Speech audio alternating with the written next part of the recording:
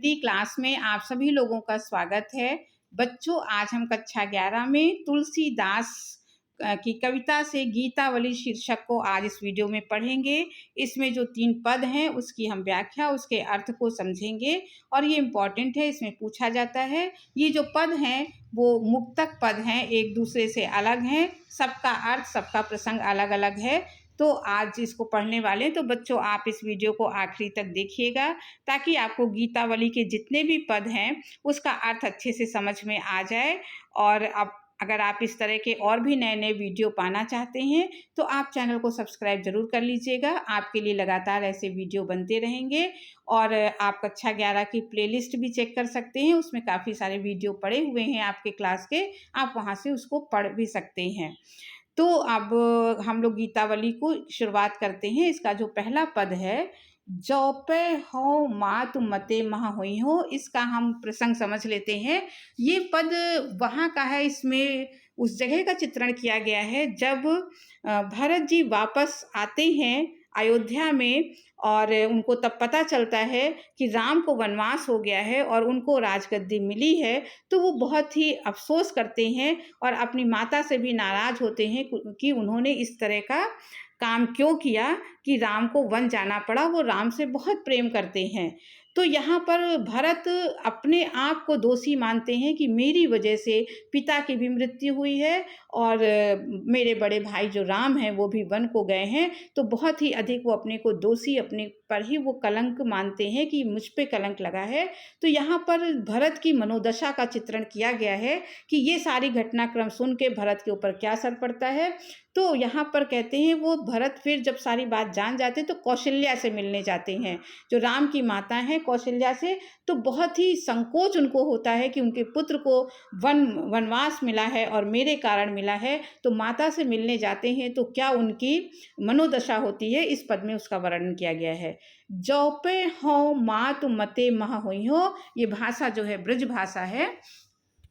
तो पहली पंक्ति में कहते हैं कि हे माता, कौशल्या से अपने हृदय की बात कहते हुए कहते हैं, हाँ मने मैं, मात मने माता, मात मते मने माता के मत में, मह हुई हो मने मैं अगर हूँ। कहते कि हे माता, अगर मैं अपनी माता के पक्ष में हूँ, मने कैकेयी ने जो मेरे लिए राजगद्दी मांगा है, अगर उसमें मेरी भी सहमति रही हो, अगर मैं भी अपने माता के पक्ष में हूँ, तो जननी, तो हे माता, जग में या मुख की कहाँ कालिमा धोई हो। तो मेरे मुख पे जो कालिमा लगा है, जो कलंक लग गया है, इतना बड़ा कलंक लगा है, तो इस संसार में, जग मने संसार में, मैं अपने मुख पे जो कालिक पुती है उसे मैं कहाँ जाकर धोऊंगा। हे कौशल्या माता, अगर आप मेरी बात पे भरोसा नहीं करेंगी, मेरी बात पर विश्वास नहीं करेंगी कि जैसा मेरी माँ कैकेयी चाहती थी वैसा मैं भी चाहता हूँ, तो फिर मैं अपने इस कलंक को कहाँ जाकर धोऊंगा। क्यों हो आज होत सुच सपतन, कौन मानी है साची। कहते क्यों हो आज होत सुच सपतन, सुच मने पवित्र, शपथ मने कसम। कहते आज मैं कितनी भी कस्में खाऊं। अब कौशल्या माता से अपने हृदय की बात कहते हैं, अपनी माँ से तो नाराज हैं। तो कहते आज हे माता, मैं कितनी भी पवित्र, मेरी कसम कितनी भी पवित्र हो, आज मैं चाहे जो कसम खाऊं, कौन मानी है साची। मेरे मैं जो कसम खाऊंगा उसे भला अयोध्या में कौन सच्चा मानेगा। सभी यही कहेंगे कि माँ बेटे एक ही जैसे थे। महिमा मृगी कौन सुकृति की, खलबच बिसिखन बाची। अब यहाँ पर वो उदाहरण देते हैं कि महिमा रूपी हिरण, मृगी मने हिरण, कौन सुकृति की। कहते कि जो भी इस संसार में पुण्यशाली व्यक्ति हैं, जिनका यश हुआ है, तो उनकी महिमा मने यश रूपी हिरण भला खल बच मने दुष्ट के वचनों से भला कब बच सका है। कहते कि इस संसार का नियम है कि कितने भी पुण्य से पुण्य जो महिमाशाली व्यक्ति हैं, उनका जो यश फैला है संसार में, दुष्ट व्यक्ति अपने बाणों से उनके यश को समाप्त करना चाहते हैं, यश से समाप्त करते हैं, उनकी निंदा करते हैं। तो कहते हैं यहाँ कोई भी पुण्यशाली व्यक्ति है, उसके महिमा रूपी हिरणी जो है कभी दुष्टों के वचन रूपी बाणों से भला बची है। अब आगे वो क्या कहते हैं, गहि न जात रसना काहू की, कहो जाहि जोई सूझे। रसना मने होता है जबान। तो गहि मने पकड़ना, कहते गहि न जात रसना काहू, कि हे माता मैं किसी की जबान को तो पकड़ नहीं सकता हूँ, कहूँ जाहि जोई सूझे, जिसको जो समझ में मेरे बारे में आता है वो मेरे बारे में इस समय कह रहा है, तो मैं उसमें क्या कर सकता हूँ, मैं किसी की जबान तो पकड़ नहीं सकता हूँ। दीन बंधु कारुण्य सिंधु बिन कौन हिये की बूझे। अब वो राम के लिए कहते हैं कि जो दीन बंधु हैं, बंधुओं के जो दीन हैं, कारुण्य सिंधु और करुणा के सिंधु राम के बिना कौन हिये की, हिये मने हृदय, मेरे हृदय की भावना को राम के सिवा कौन समझ सकता है।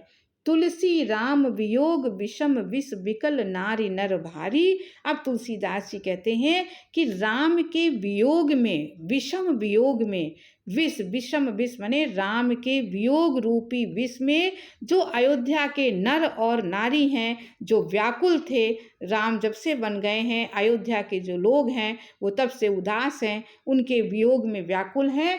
तो वो व्याकुल जो नर नारी हैं, भरत स्नेह सुधा सींचे सब, भरत के इस प्रकार के स्नेह माने प्रेम से भरी हुई, जो सुधा माने अमृत, प्रेम से भरी हुई अमृतवाणी को सुनकर उनके हृदय को थोड़ा सा साहस मिला, थोड़ा सा उनको संभल मिला, सहारा मिला।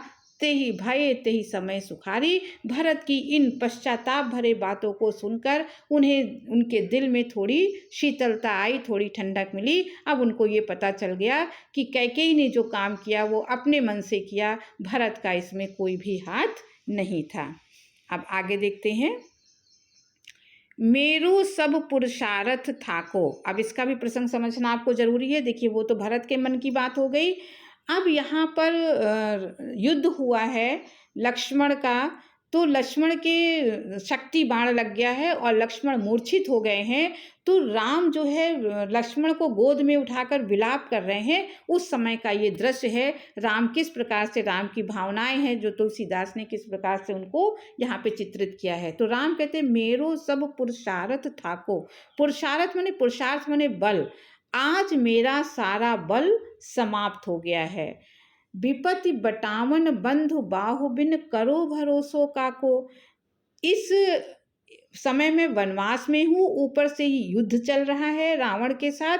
तो विपत्ति बटावन बंधु बाहु, मेरी विपत्ति को बटाने के लिए अकेला मेरा जो बंधु माने भाई लक्ष्मण था, वो मेरी एक भुजा था, बाहु था, मेरी दाहिनी भुजा था। बिनु, तो अब उसके बिना करो भरोसो काको। अब लक्ष्मण भी मूर्छित हो गए हैं, लक्ष्मण की भी मृत्यु हो गई है, तो मैं अब लक्ष्मण के बिना भला किस पे भरोसा करूं। इस विपत्ति में वही अकेला था जो मेरी विपत्ति को हाथ बटाता था।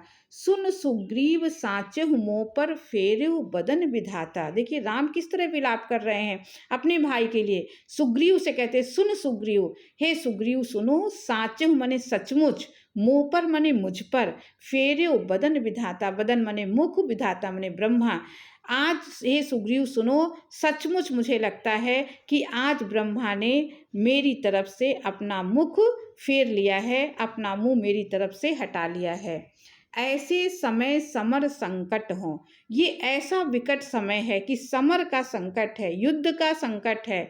और हाँ तजो लखन सो भ्राता, सामने युद्ध है, युद्ध हो रहा है, और ऐसे समय में मैंने तजो मैंने तज दिया है, लखन सो भ्राता, लक्ष्मण के समान भाई को, भाई जो है मुझे त्याग कर चला गया है। अब आगे देखते हैं। गिरि कानन जई है शाखा मृग। कहते कि अब मेरे जो सेना में कौन कौन है, वानर हैं, रीछ हैं, तो शाखा मृग कहा गया है वानर को। वानर जो है पुनः जंगल में, गिरि माने पर्वतों में चले जाएंगे और कानन माने जंगल, शाखा मृग पर्वतों और जंगल में चले जाएंगे। हाँ पुनः अनुज संघाती, और मैं अब वापस अयोध्या नहीं जाऊंगा। अनुज माने छोटा भाई, मैं अपने छोटे भाई लक्ष्मण के साथ ही यही अब समाधि ले लूँगा, यही मैं मर जाऊंगा, लेकिन मैं लक्ष्मण के बिना वापस अयोध्या नहीं जाऊंगा। होई है कहा विभीषण की गति रही सोच भर छाती, क्योंकि विभीषण को राम ने दिया था, प्रण किया था, उनको ये वरदान दिया था कि तुम्हें रावण को मारकर लंका की राजगद्दी दूंगा।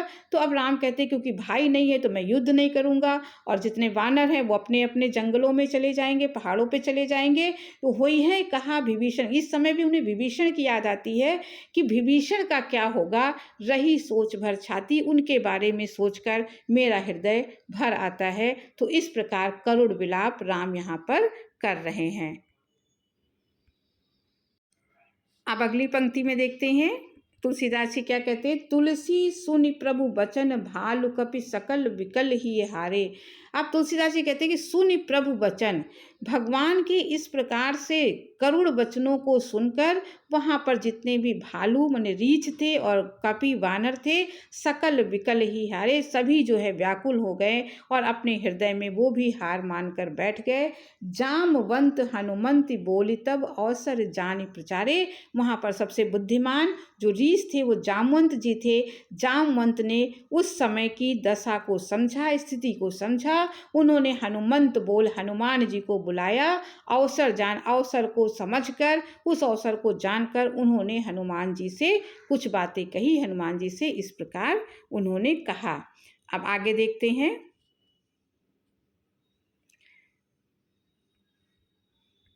अंतिम देखिए, तीसरा और अंतिम पद है।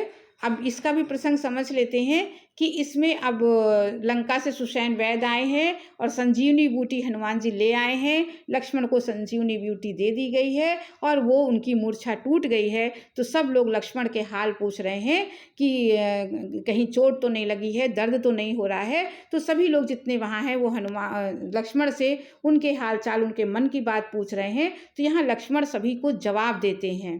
क्या कहते हैं? हृदय घाव मेरे पीर रघुबीरे। बहुत इंपॉर्टेंट पद है, परीक्षा में अक्सर पूछा जाता है। तो कहते हृदय घाव, तुम लोग मेरा हाल चाल मुझसे, मेरा हाल मुझसे क्यों पूछ रहे हो? हृदय घाव मेरे, हृदय मेरे, घाव तो मेरे हृदय में था, पीर रघुबीरे। पीर माने पीड़ा, लेकिन उसकी पीड़ा राम को थी। आपने ऊपर वाले पद में देख लिया राम को कितनी पीड़ा थी। तो लक्ष्मण जी जाग कर कहते हैं कि हृदय में घाव तो मेरे जरूर लगा था, लेकिन इसकी जो असली पीड़ा थी वो किसको थी? वो राम को थी। तो मेरा हाल मुझसे ना पूछो, मेरा हाल राम से जाकर पूछो।